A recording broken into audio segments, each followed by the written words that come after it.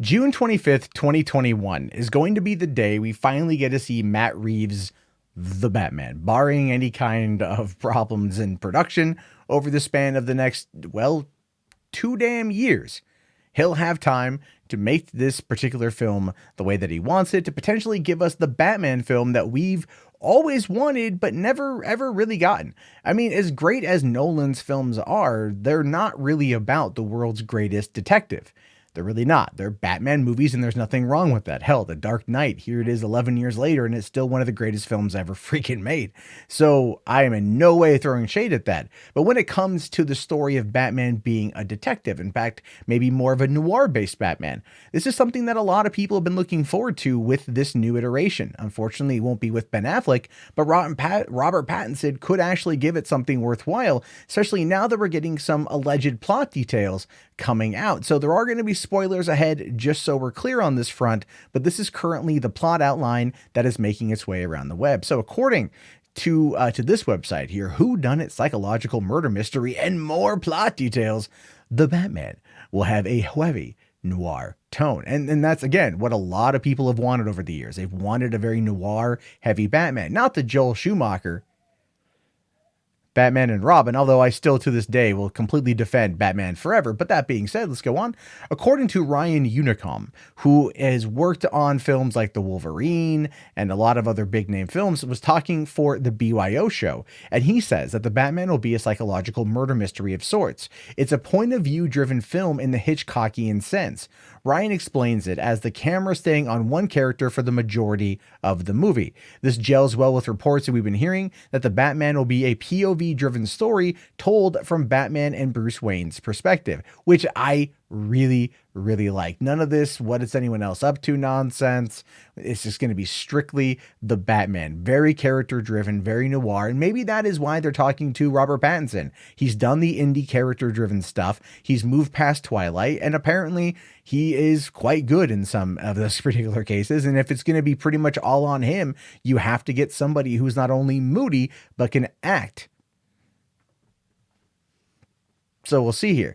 Now, he talked a bit about the plot. The story involves a big figurehead in Gotham City being murdered, with Batman attempting to solve it. This in turn brings him face to face with many of the foes in Gotham's rogues gallery, which explains why Reeves wants to have more than one villain in the movie, as many as a half dozen possibly. It sounds like Batman will encounter these different characters on his journey to identifying and narrowing down the murderer, making this a whodunit in a sense. Now, doesn't this kind of feel like just a standard Batman story, a Batman arc where he's trying to, where he kind of runs across all of these bad guys? I mean, look, I don't want to sit there and try to chalk it up to Batman Arkham Asylum or Arkham City or Arkham Knight, but it does kind of feel like that, where it takes you through all of these different villains inside of Gotham, and that you have to, go up against in order to find out ultimately who's the person pulling the strings, or in this case, who's the person that has committed the crime, killed the big figurehead in Gotham City. Now, the question then becomes, who's going to be the big figurehead who was taken out back in probably Falcone, if I had to guess. If I had to guess, it's going to be Falcone, but it could be really anybody. It could be anybody. It could just be a random no-name, big wig in Gotham or something like that. Or it could be Harvey Dent, perhaps, before he becomes Two-Face or something along those lines. I had no idea. I'm speculating. Anyway, goes on to say here that about Batman himself, Ryan mentions that he's still early in the stages of his career. It's been a couple years since he's been Batman, and his relationship with Gordon is still in his infancy. As such, he doesn't want to step on the Gotham City Police Department's toes and is trying to work with them on the case.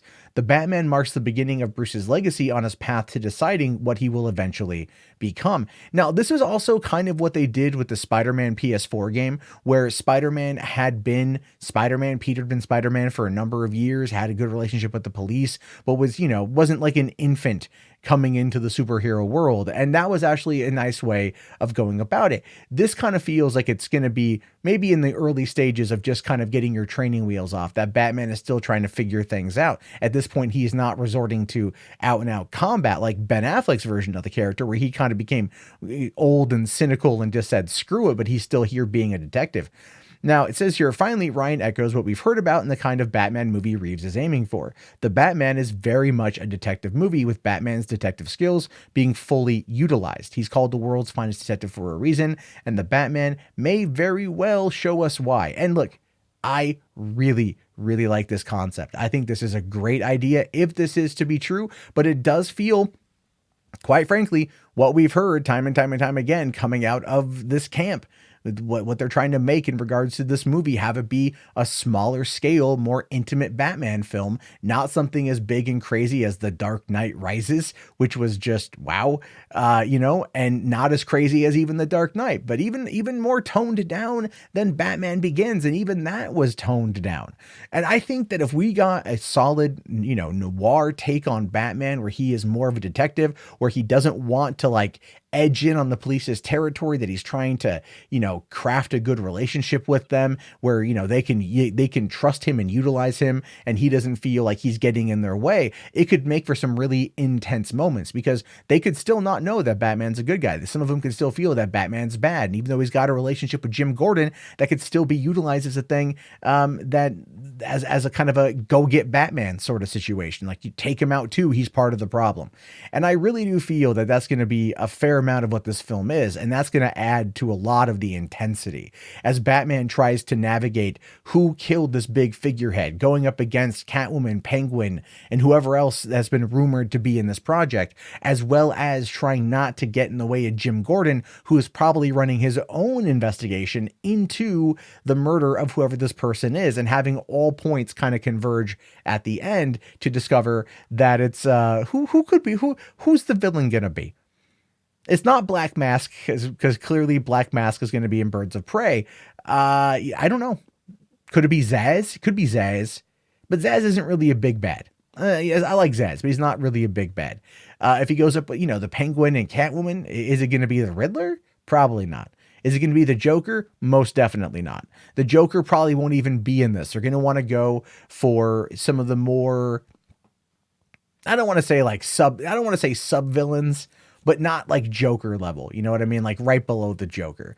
Not as bad as, let's say, maybe the Lego Batman movie that had almost every villain under the sun for a brief cameo appearance, but something where it's going to feel like the city is populated with bad guys, and that they all know who Batman is, but they're not fully afraid of him yet. They're not fully, they've taken him on, and maybe they've won some, maybe they've lost some, but they don't view him as being as big of a threat as he will be down the road. And what I like is this whole thing here about his legacy, the beginning of Bruce's legacy on his path leading to what he will eventually become, which tells me that at this point, he's not even known as really Batman around Gotham. Maybe he's known as the Bat or the Batman or something, but the name hasn't fully stuck yet. And they still kind of alluded to that in Batman v Superman, where they, over in Gotham, like they hadn't really named him. He wasn't really Batman. He was known as the Bat. And it wasn't until Lawrence Fishburne had said, or Perry had said, oh, the Batman, like giving him the name, so to speak. So there's probably still trying to figure that out. And he's still going to be like a low level vigilante. I really want to see where that goes, actually. Like, we always see Batman kind of like either learning the trade or having been so far in it that he's just top tier goat, you know what I mean? Level 10 sort of situation, or level 100. But here he's still figuring it all out. I think that could be a fair amount of fun. And Matt Reeves is probably the best director to give it to us. Although I still am a little bit bummed that it's not going to be Ben Affleck. I'm just going to put that out there. Hashtag release the Snyder Cut. Anyway, your thoughts, your opinions, let me know down in the comments below. I will talk to you guys later. Have yourself a fantastic day. Thank you so much for watching, and peace out.